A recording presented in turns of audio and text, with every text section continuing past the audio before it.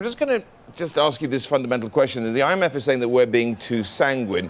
If we have a look at emerging market currencies, with this chart I'm going to bring up, what it does show is developing nations' currencies versus those in the G7 since 2011 they haven't been as volatile since 2011, actually. Here we can see in terms of this implied volatility chart from our GTV library.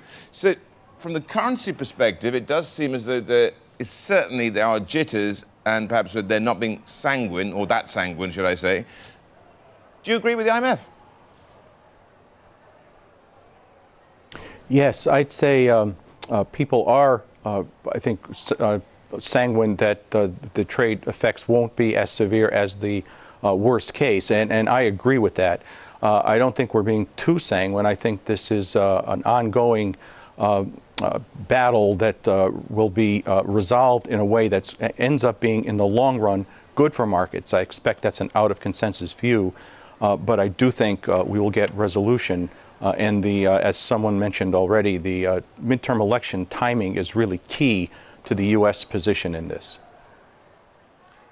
Do we carry on with tit for tat until then, and perhaps everything calms down afterwards? But if we go until November or thereabouts, we're going to get into a situation where it's already happened. There's a war going on then, and it's very hard to put a fire out.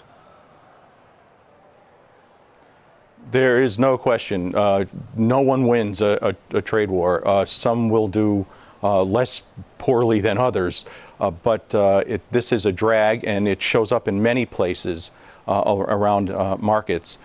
But Chinese stocks, U.S. multinational stocks aren't doing as well as they could, what their potential would be if we did not have these trade tensions.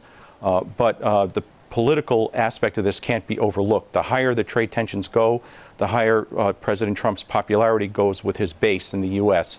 And I think that political force will probably override near-term economic concerns.